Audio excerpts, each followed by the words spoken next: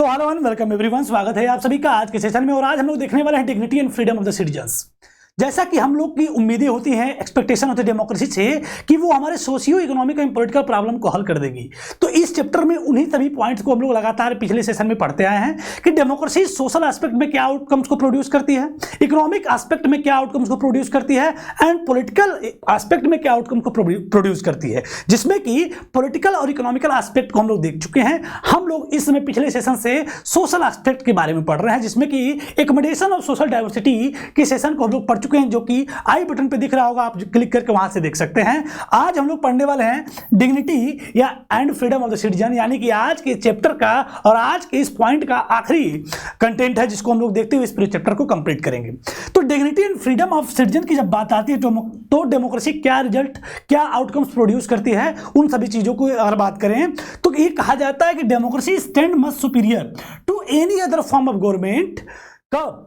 जब बात आए dignity and freedom of the individual, यानी जब बात dignity and freedom of the individual की बात आए तो जितने भी प्रकार की गवर्नमेंट होती है, जितनी भी प्रकार की सरकार होती है, उन सभी सरकारों से, उन सभी गवर्नमेंट से जो डेमोक्रेसी है मच सुपीरियर होती है, सबसे शानदार रूप में उभर के सामने आती है, सबसे श्रेष्ठतम रूप में हमें देखने को मिलती है। जब बात किसकी है? Dignity and freedom of the individual. जब किसी देश में रह रहे नागरिकों के व्यक्तिगत गरिमा की बात आए, व्यक्तिगत जो है स्वतंत्रता की बात आए, तो इस चीज को इंश्योर कराने में डेमोक्रेसी एक शानदार इंपॉर्टेंट रोल प्ले करती है और शानदार रूप में देखने को मिलती है, क्योंकि डेमोक्रेटिकल फॉर्म ऑफ गवर्नमेंट में इन सभी चीजों को इंश्योर किया जाता है। और अगर बात करें तो every individual want to receive respect from fellow beings and often conflict arise among individual because some feel that they are not treated with due respect। Respect को लेकर लड़ाई समाज में होती रहती है। अगर तमाम कन्फ्लिक्ट भी हम लोग देखते हैं समाज में, अगर कोई व्यक्ति किसी को रिस्पेक्ट नहीं देता या उसकी एक गरिमा को या उसके स्वतंत्रता पे कहीं से भी इंटरप्रेट करता है या फिर कहीं से इंटरप्ट उसको करता है, तो तत्काल प्रभाव से कन्फ्लिक्ट और डिस्प्यूट कंडीशन देखने को मिल जाती है। और बात करें अगर एक ऐसा समाज जिसमें लोगों की डिग्निटी और इक्वलिटी की बात लोग न कर रहे हों, तो वहां पे हम बिल्कुल कह सकते हैं कि वहां पे डेमोक्रेटिकल फॉर्म ऑफ गवर्नमेंट नहीं है। लेकिन लोगों का जो पैशन है, the passion for respect and freedom are the basis of democracy.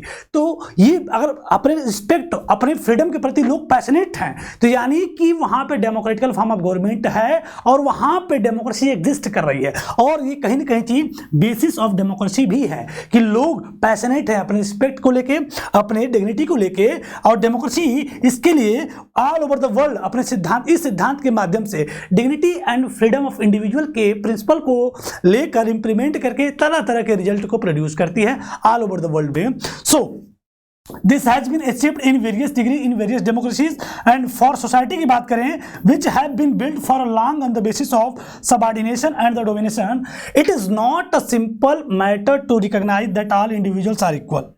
बात कहा जा रहा है कि individual freedom, dignity and freedom of the individual, equality की बात कही जा रही है, लिबर्टी की बात कही जा रही है, फ्रेटर्निटी की बात कही जा रही है इन डेमोक्रेटिकल फॉर्म ऑफ गवर्नमेंट पे। लेकिन आप सोचिए एक बार, यहां पे कहा जा रहा है कि डेमोक्रेटिकल फॉर्म ऑफ गवर्नमेंट में dignity and freedom of individual को इंश्योर किया जाता है, इक्वलिटी की बातें होती है और लगभग सबको वैधानिक रूप से इक्वलिटी का दर्जा दिया भी जाता है। लेकिन आप सोचिए एक ऐसे समाज, जो समाज एक लंबे समय से सबऑर्डिनेशन और डोमिनेशन की फिलॉसफी पे काम कर रहा हो, और उस समाज में रहने वाला कोई व्यक्ति के सामने अगर ये बातें कही जाए कि समानता है, तो क्या वो इस चीज को एक्सेप्ट करेगा? फॉर एग्जाम्पल के लिए दो बिंदु की बात करें कि अगर ऐसे व्यक्ति के सामने हम बात करते हैं जो एक लंबे समय से समाज के जो सबऑर्डिनेशन और डोमिनेशन की जो व्यवस्था है, मतलब कंट्रोल रखने की जो व्यवस्था है, प्रभुत्व जमाने वाली जो समाज है लंबे समय से, उस समाज में रह रहे व्यक्ति के सामने अगर आप इस बात को रखते हैं, तो उसको क्या लग सकता है कि क्या इक्वलिटी है वास्तव में?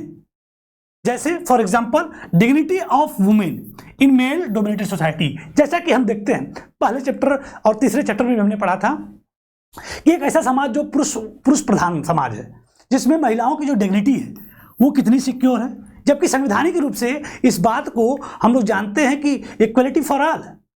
भाई कानून के समझ सभी लोग समान हैं। तो वहां पर डिग्निटी की जब बात, महिलाओं की डिग्निटी की बात आती है, तो मेल डोमिनेटेड सोसाइटी में उतना शानदार देखने को नहीं मिलता है। और वहीं पर दूसरा एग्जांपल की बात करें, कास्ट बेस्ड डिवीजन, जो जातिगत रूप से असमानताएं हैं, जो विविधताएं हैं, जो जातिगत रूप से भेदभाव होता रहा है समाज में, क्या अभी खत्म हो चुका है? जबकि संविधान ने सबको बराबर कर दिया है, लेकिन आज भी cast based division, caste based discrimination आज भी प्रैक्टिस किया जाता है।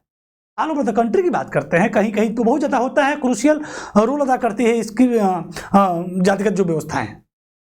तो कहीं ना कहीं वो चीज़ें अभी भी एग्जिस्ट कर रही हैं। तो उस इन दोनों पर्सपेक्टिव अगर हम बात करेंगे इक्वलिटी की, तो क्या इनको लगेगा? लेकिन आप सोचिए, आप खुद सोचिए कि अगर डिग्निटी ऑफ वुमेन और कास्ट बेस्ड डिवीजन का एग्जाम्पल लेके हम ये कह सकते हैं कि अभी भी है डिस्क्रिमिनेशन, है इक्वलिटी, अभी भी इस परस्पेक्टिव में देखने को नहीं मिलती है। तो क्या हम ये बोल दें कि डेमोक्रेसी, क्या हम रिजेक्ट कर दें? डेमोक्रेसी इस परस्पेक्टिव पे काम नहीं कर पा रही है, या आज भी कास्ट बेस्ड डिस्क्रिमिनेशन चल रहा है, तो क्या डेमोक्रेसी को हम रिजेक्ट कर दें? तो नहीं, अभी भी हम डेमोक्रेसी को ही better form of government consider करेंगे, क्योंकि but once the principle is recognized it becomes easier to women to wage struggle against what is now unacceptable legally and Morli.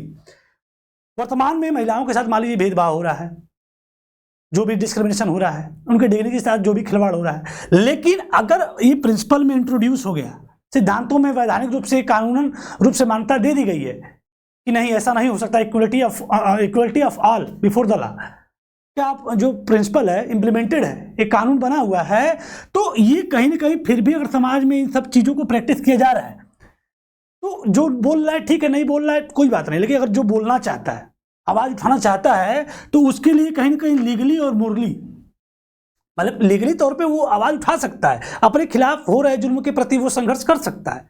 तो ये ताकत दी है संविधान ने। लेकिन वही non democratical form of government में कहेंगे तो किसी भी व्यक्तिगत रूप से किसी व्यक्ति की डिग्निटी और इंडिविजुअल का कोई मैटर ही नहीं आता है, उस पर कोई चर्चा ही नहीं होती। लेकिन डेमोक्रेटिकल फॉर्म ऑफ गवर्नमेंट में ठीक है, वैधानिक रूप से इसको इलीगल कहा गया है, ऐसा नहीं किया जाना चाहिए, लेकिन अगर हो रहा है तो जिसके ऊपर हो रहा है वो आवाज उठा सकता है। ये लीगली तौर पे मान्यता है इस बात की, और उसको इस संघर्ष करने में काफी मदद मिलती है because of this rules and law. और democracy in India has strengthened the claims of the disadvantage and discriminated caste for equal status and equal opportunity. और कास्ट बेस्ड डिवीजन की बात करें, हम कह रहे हैं कि डेमोक्रेसी है, इक्वलिटी की बात होती है, लेकिन इन दोनों पर्सपेक्टिव में कहाँ इक्वलिटी है, कहाँ डिग्निटी है। लेकिन अगर बात करें, अगर इक्वलिटी नहीं है तो इक्वलिटी के लिए आवाज उठा सकते हैं, लेकिन वही अगर वो डिक्टेटोरियल फॉर्म ऑफ गवर्नमेंट है तो वहां पे तो आवाज भी नहीं उठा सकते। तो कास्ट बेस्ड डिवीजन की बात करें, समाज में जो भी डिसएडवांटेज और डिस्क्रिमिनेटेड क्लास है वो इक्वल स्टेटस के लिए, इक्वल अपॉर्चुनिटी के लिए आवाज उठा सकते हैं। मिलना ना मिलना वो अलग मैटर है, लेकिन अपने खिलाफ हो रहे जुर्म के प्रति वो आवाज उठा सकते हैं, संघर्ष कर सकते हैं, उसके लिए उनको बल मिलता है because of these rules and law of democracy. Democracy के इन सभी वैधानिक लीगली तौर पे इन सब चीजों को इलीगल, मतलब कानूनी रूप से इन सब चीजों को मान्यता नहीं है, इक्वलिटी बिफोर लॉ है। तो अगर कोई ऐसी प्रैक्टिस करता है तो सह रहा है तो कोई बात नहीं, लेकिन अगर वो नहीं सहना चाहता है, उसके खिलाफ आवाज उठाना चाहता है, तो उसको जो हमारा संविधान है, जो हमारी डेमोक्रेसी है, उसको और बल देती है, जिससे उसको संघर्ष करने में काफी आसानी होती है। So it is the recognition that makes ordinary citizen value for their democratic rights.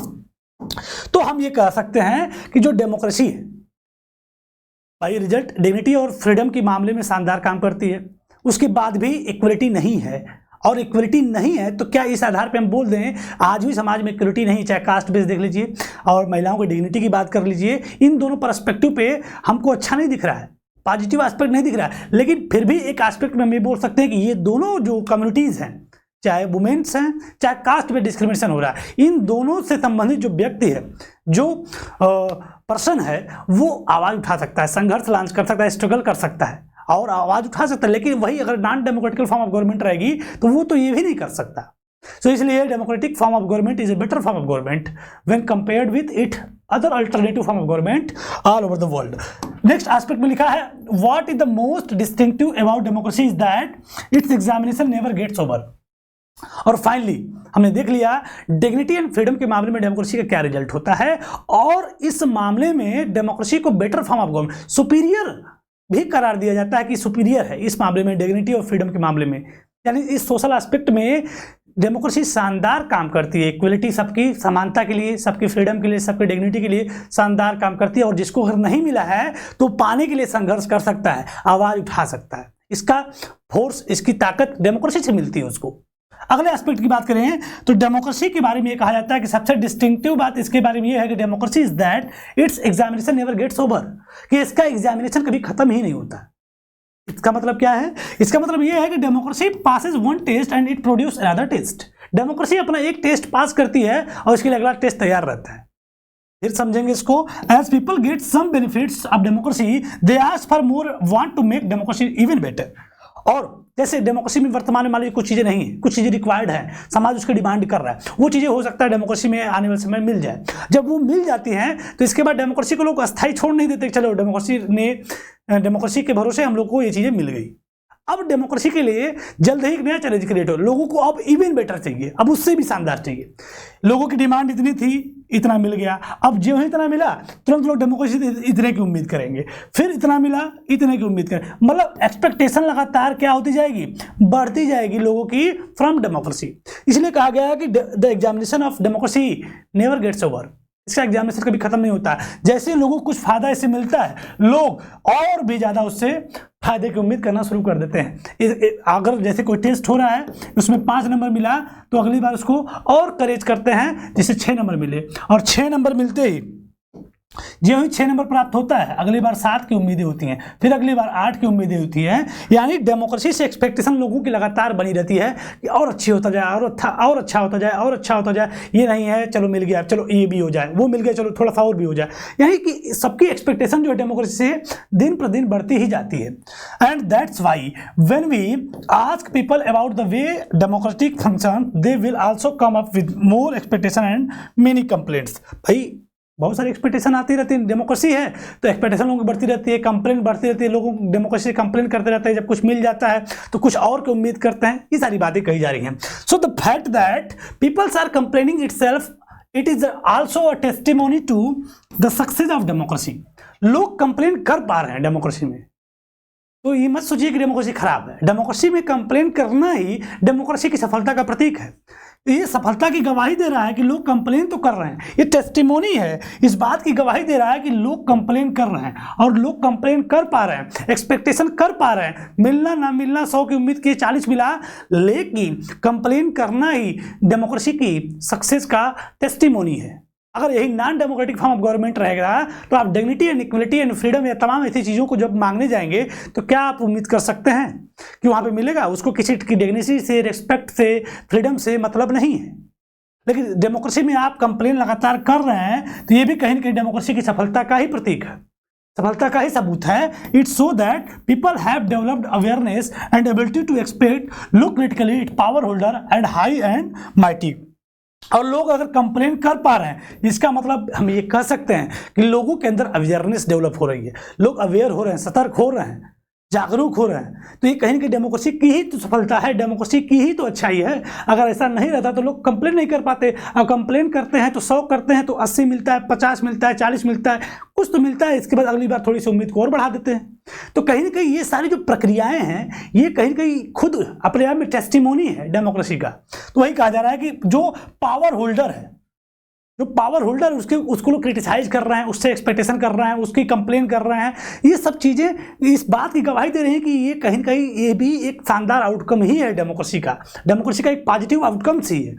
So a public expression of dissatisfaction with democracy so the success of democratic project. तो जो लोगों का असंतोष है, लोगों का जो डिससेटिस्फैक्शन है डेमोक्रेसी के साथ, ये दिखाता है, ये खुद अपने आप में दिखाता है इस बात को, सक्सेस ऑफ डेमोक्रेटिक प्रोजेक्ट। जितने भी डेमोक्रेटिक प्रोजेक्ट होते हैं उसमें लोग असंतुष्ट हैं, तो ये भी इस बात को दिखाता है कि भाई लोग असंतुष्ट कब है, जब कुछ डिमांड कर रहे हैं, ज़्यादा मिल रहा है, कम, या कुछ भी ऐसा हो रहा है, बोल पा रहे हैं लोग, अवेयर हैं, सतर्क हैं, जागरूक हैं, हक की बातें कर पा रहे हैं, तो ये भी अपने आप में सक्सेस ऑफ डेमोक्रेसी है। So most individual today believe that their votes make a difference to the way the government is run to their own self interest. तो एस्पेक्ट है ये कहा जा रहा है कि डेमोक्रेसी में जो है लोगों का ये विश्वास होता है कि उनका जो वोट है कुछ परिवर्तन करेगा, कुछ बदलाव को लाएगा। डेमोक्रेसी में जो लोगों का वोट है कुछ ना कुछ उसमें परिवर्तन लाएगा, ये लोगों का मानना होता है। जिसमें कि भारत जो है, भारत के लगभग 67% लोग, भारत के लगभग 67% लोग इस बात में विश्वास करते हैं, और डेटा समय हो सकता है और भी बदल गया हो, कि उनका वोट जो है मैटर करता है। तो ये तो कहीं ना कहीं सक्सेस ऑफ डेमोक्रेसी है। तो आज के इस पूरे टॉपिक में हमने पूरे इस चैप्टर के सभी एस्पेक्ट को पढ़ लिया और इसके सभी एस्पेक्ट पे डिस्कस कर लिया और फाइनली इस चैप्टर को कंप्लीट कर लिया। ये चैप्टर था dignity and freedom of the citizen, dignity and freedom of the citizen. और आज हमने कंप्लीट चैप्टर के शुरुआत से accountable responsive, how do we assess democracy, accountable responsive legitimate government, इसके बाद हमने इकोनॉमिक पर्सपेक्टिव में 2 एस्पेक्ट देखे, सोशल एस्पेक्ट में 2 एस्पेक्ट देखे जिसमें एकोमोडेशन और dignity and freedom of individual, इन सभी एस्पेक्ट को देखा, तैयार किया, समझा और सीखा। कल के दिन में हम लोग इस पूरे सेशन का 1 शॉट लेंगे और साथ ही साथ इस चैप्टर को कंप्लीट कर लेंगे। आज इस चैप्टर के जितने भी आधारभूत एस्पेक्ट थे, एक एक पॉइंट हेडिंग टू हेडिंग हमने डिस्कस कर लिया। आज के सेशन में फिलहाल आज के लिए इतना ही। कल हम लोग इसके 1 शॉट के साथ मिलेंगे और अपनी तैयारी को अंतिम जो है पड़ाव पर लेके पहुंचेंगे। सो आज के सेशन में इतना ही। नमस्कार और धन्यवाद।